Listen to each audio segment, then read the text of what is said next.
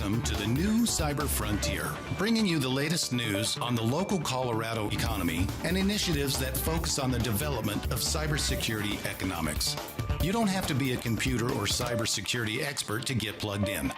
Your host, Chris Gorog, brings it straightforward, asks the tough questions, and brings the cyber world to a level of understanding for everyone. Chris is personable and opens up with our guests on the issues we all would like to see addressed. You can find us on the web at www.newcyberfrontier.com. Now join our host as he introduces the topic for today's New Cyber Frontier. Welcome today to New Cyber Frontier. Today we have a practitioner that's going to tell us a lot about how to actually implement some cybersecurity. He does it every day, works for some great clients. Mr. Albert Whale, who is a CISSP and an expert in cybersecurity, also the founder and CEO of IT Security Solutions. Welcome today, Albert, and thanks for joining. How are you?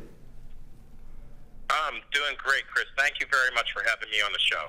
Sure, definitely. And hailing from the Pittsburgh, Pennsylvania region.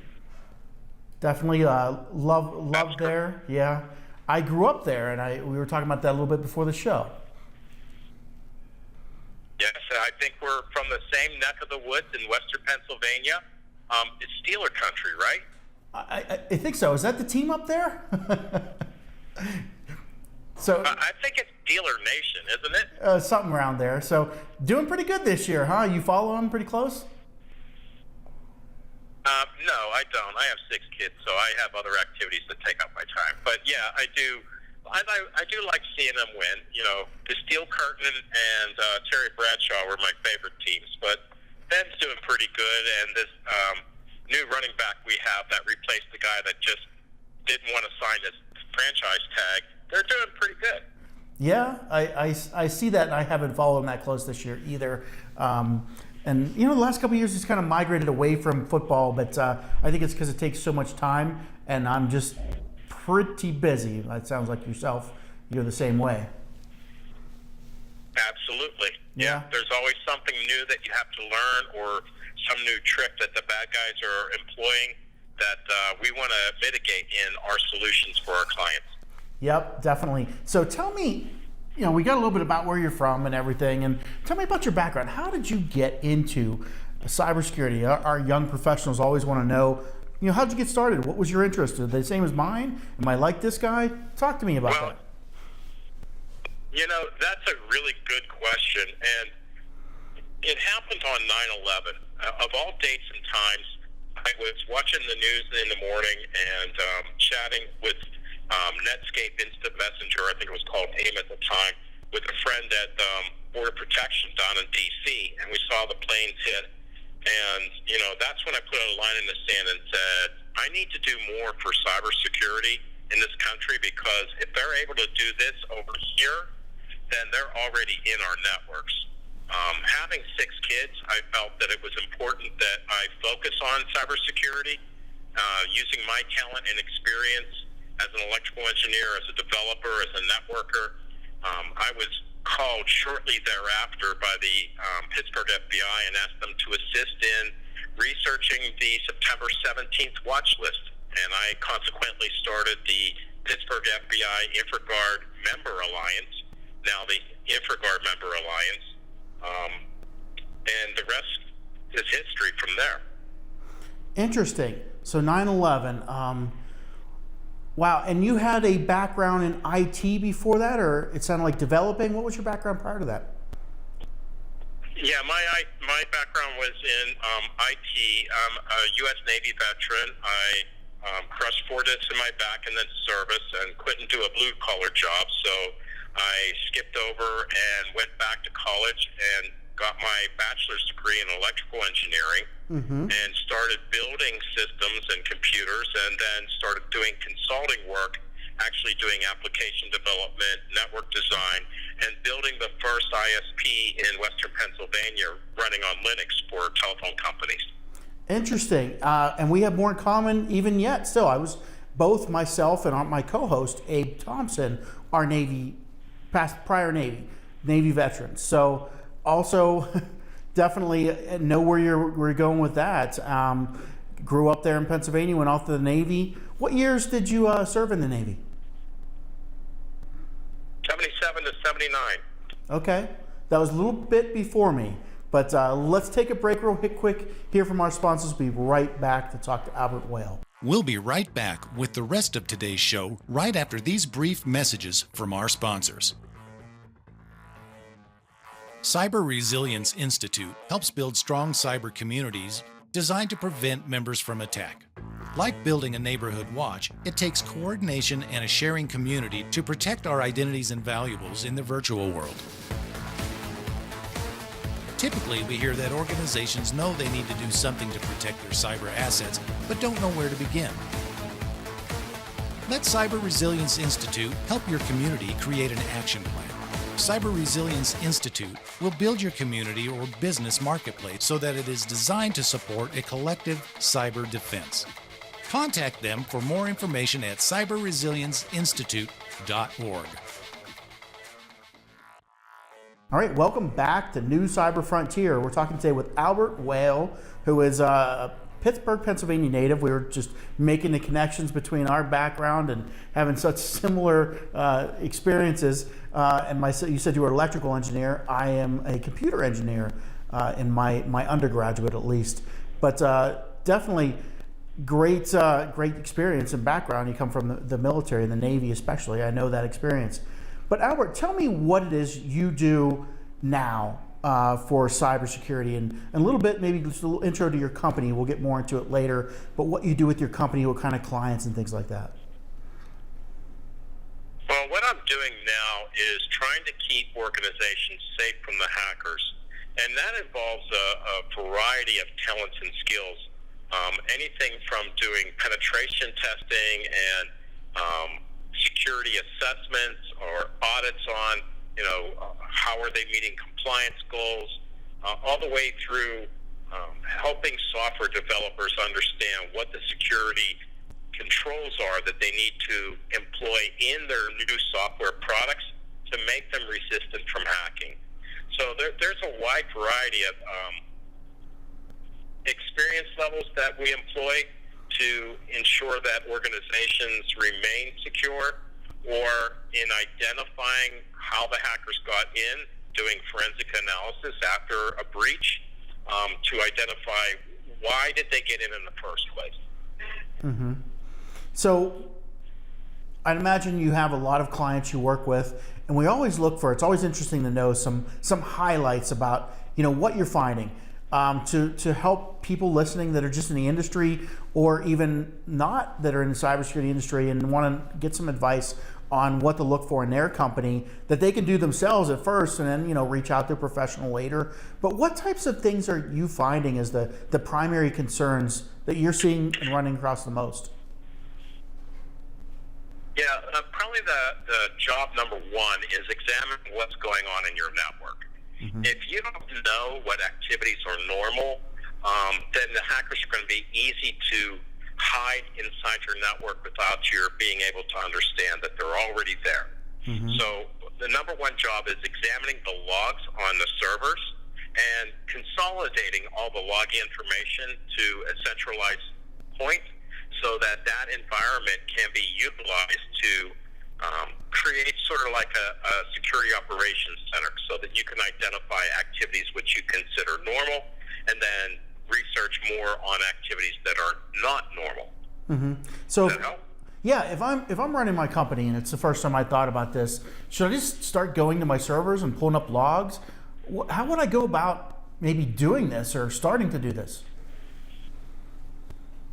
Well, there's a lot of YouTube videos out there on how to examine event logs on Windows or how to read the syslog information on Linux and Unix servers. It depends on the environment that you're actually working on. Mac also has logs that are run on the computer, and they all record different things. Like some of them are application logs, some of them are system-level logs that are looking at, who's connecting to this computer from what IP address and so forth. There's a lot of different activities going on, and unless you're looking at them, it's going to be an uncomfortable situation to try to start by yourself. That's why we recommend a security assessment at least annually, because the bad guys are around and they're knocking on your door constantly. Mm-hmm. So is there... You want to be first to know where your weaknesses are before the bad guys tell you that they are already inside your network, right? Yeah. Is there some software, tools that I would buy or look at that might even be free at first to start looking at my logs? I like standard console tools like Tail and More or grep to find unusual activities, but it depends on what kind of an environment you're actually working on.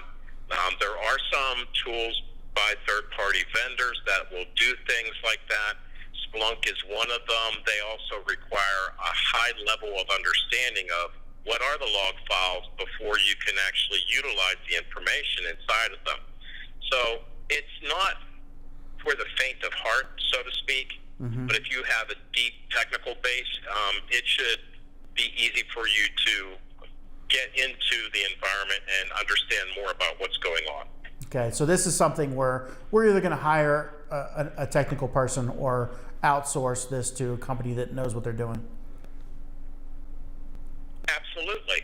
Okay. Absolutely. I mean, unless you have a team of 3 to 5 people that you want to dedicate to something like this, it's certainly not for the small business.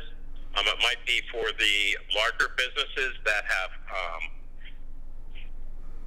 operations that go across the country, something mm-hmm. like that.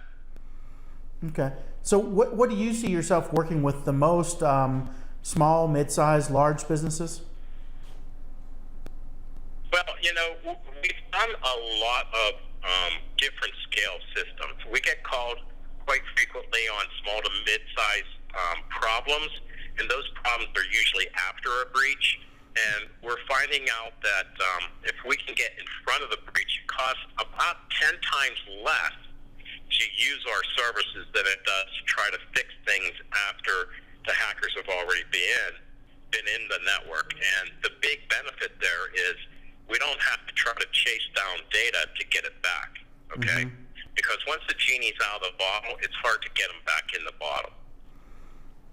True.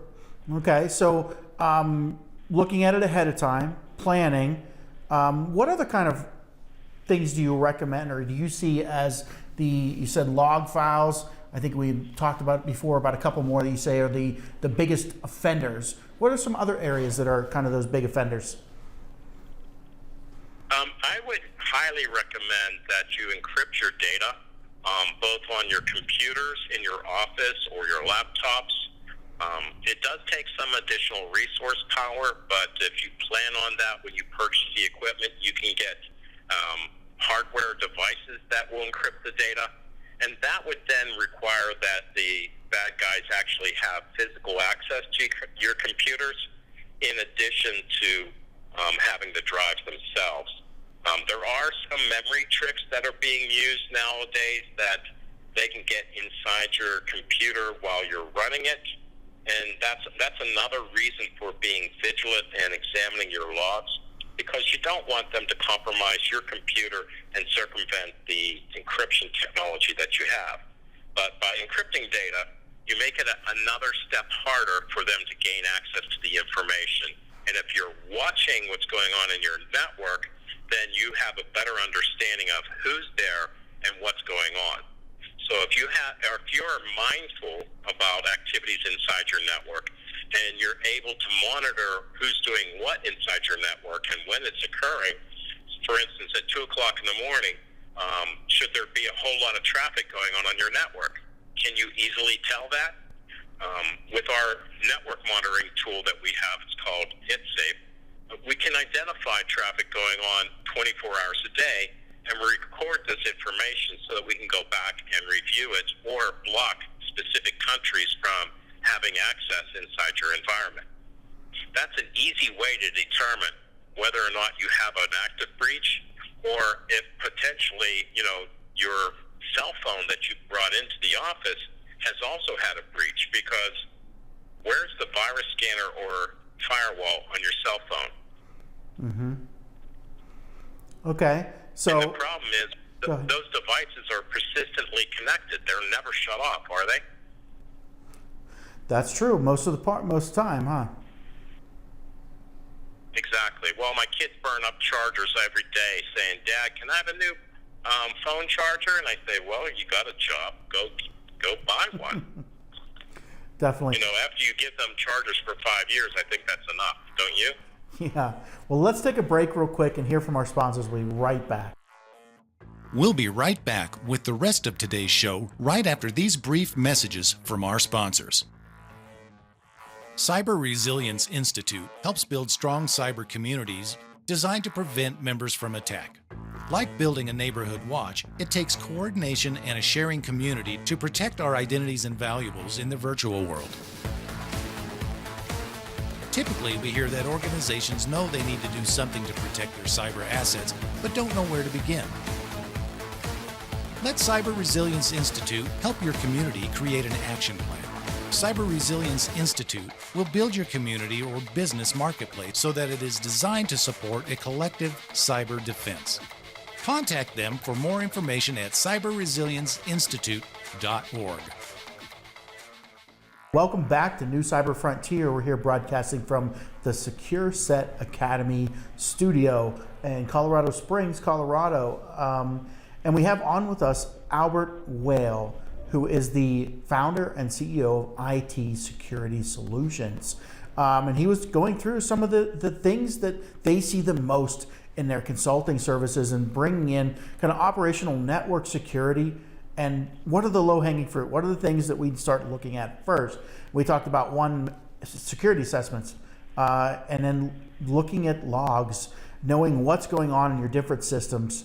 Encrypting data was the last thing we talked about, and I think you had given me one more, but what's that next top area that you kind of get involved with the most?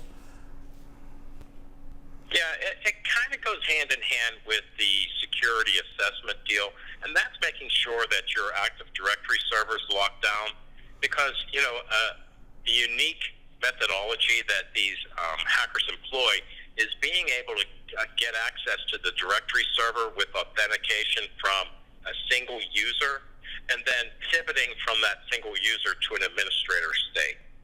But if you're not looking for activities in your network by examining the logs, and you haven't done a security assessment, these are treasures that the hackers love to try to take advantage of so that they can get further into your environment and leverage what access they have to get the highest level available, and then be inside your network for a lot longer to come.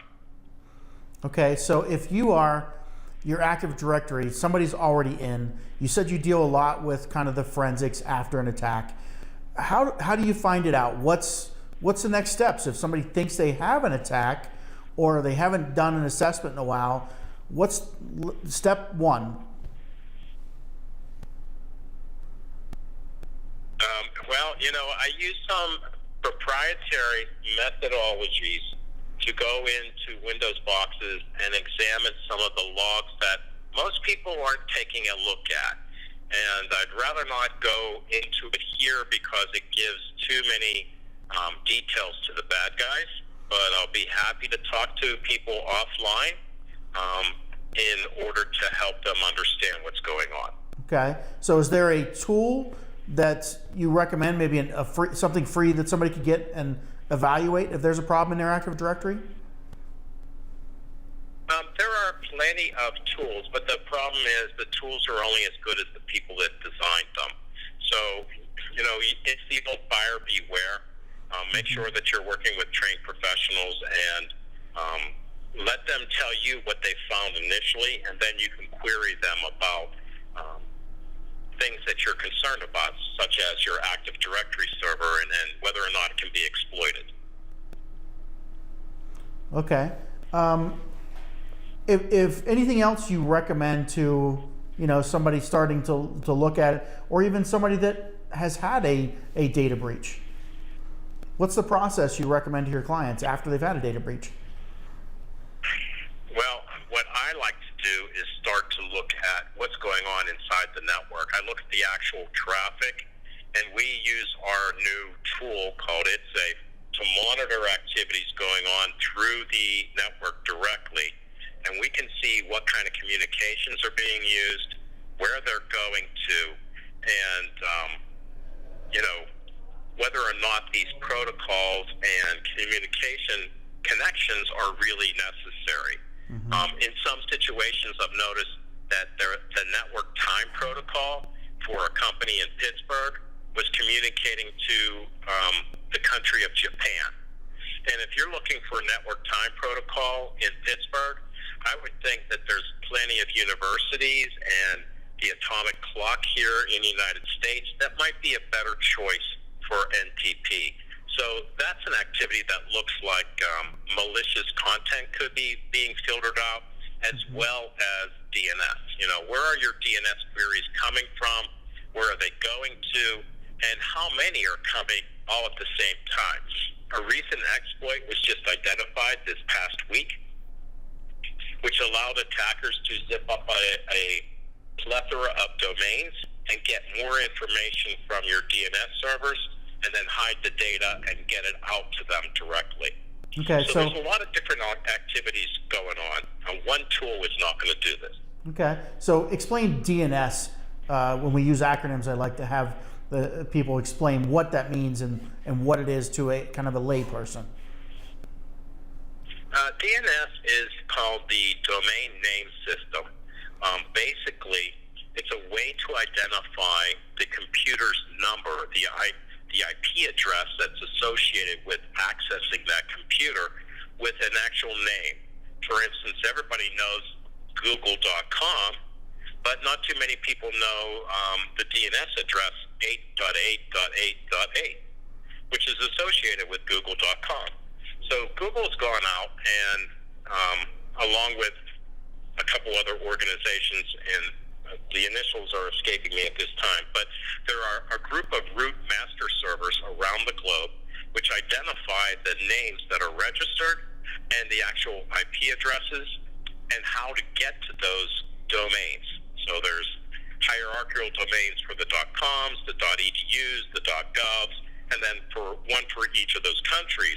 And then they distribute the information for each of the zones, like Intel, Apple, CMU, things of that nature, into directed IP addresses that can then further define the www, the web page, or the mail servers, or different organizational assets that are needed to get into the company. Does that give you enough information on DNS? Well, I hope so, and I just asked that you use the acronym, so I always say if we use an acronym, we'll explain what it means. But thanks for taking that kind of sidebar.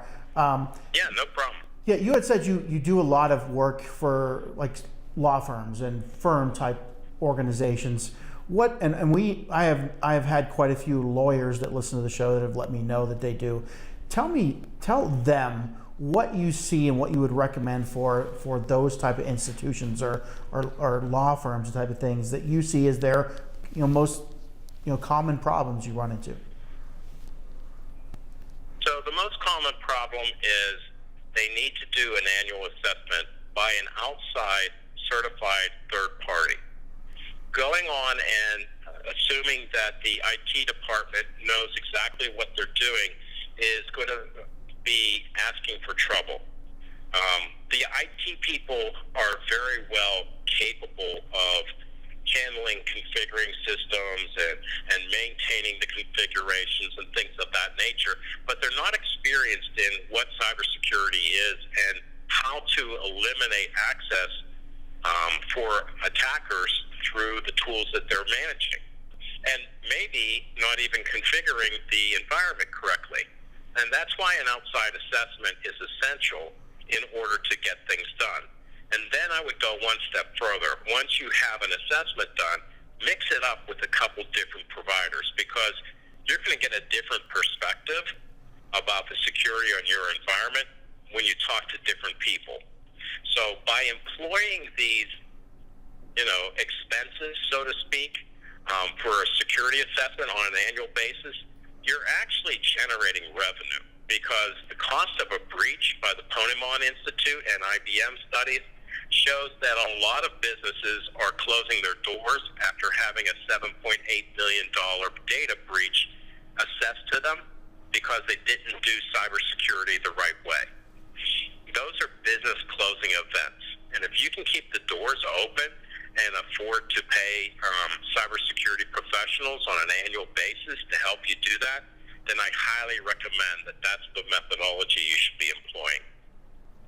Okay. So as far as yourself, who do you we'll leave it open up to say what types of clients you service, what types of products you offer, who should reach out to you, and what can you do for them? Well, we work with a variety of clients. Our target verticals are banking and financials, healthcare, utilities. But recently, we've also been contacted by accounting firms and law firms. These are organizations that have data that they want to hold secure and have compliance requirements to make sure that the bad guys don't get them. People that should be contacting us are people with fiducial responsibility in organizations. They want to ensure that their security teams have set up the practice and the perimeter as well as the controls internally to ensure that their organization is safe. It could be anybody from the IT manager all the way to the CEO. We've worked with them all, and we recommend that you call us before the breach rather than afterwards, although we're happy to work with you later. It just takes a little longer, and it costs a lot more to mitigate a breach after the fact. Does that make sense? Absolutely. So, and how would they reach out and get a hold of you? The company name is IT Security Solutions. Our website is it-security-solutions.com. And my email address is albert.whale, W-H-A-L-E, at IT Security Solutions. Or you can just look for info. Or you can look me up online on LinkedIn. I have quite a following on LinkedIn directly. One of those methods should be able to help you connect with us. Our phone number is 412-889-6870. Okay, well, thanks a lot for being on the show today. And it's been definitely interesting to hear your perspective from what you work in, and been a great conversation here. Thanks a lot, Albert. Oh, thank you for inviting me. I enjoyed it. I hope everybody got some information out of that they didn't know of before the show. Yeah, and go Steelers, right? Go Steelers. Yeah. I have one that lives in my neighborhood, TJ Watt. Oh, awesome. All right, well, have a great day. Bye. Thanks, you too. Bye now.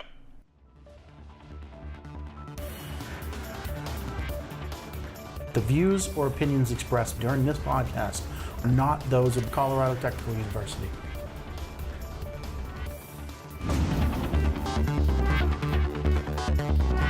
We hope you have enjoyed this episode of New Cyber Frontier. Remember to get involved. Often we think that someone else will handle privacy and security in the virtual world, but you are the only one truly in command of your virtual fate. Join our mailing list so we can keep you informed of breaking news and new releases. If you have an idea, if you have a question that you would like to hear answered, or if you want to get involved with our efforts, reach out to us at newcyberfrontier.com. We also encourage you to visit our sponsors' links, as they are the ones that really make this show possible. I want to thank each of you for supporting the show, and we look forward to seeing you back for the next episode of New Cyber Frontier.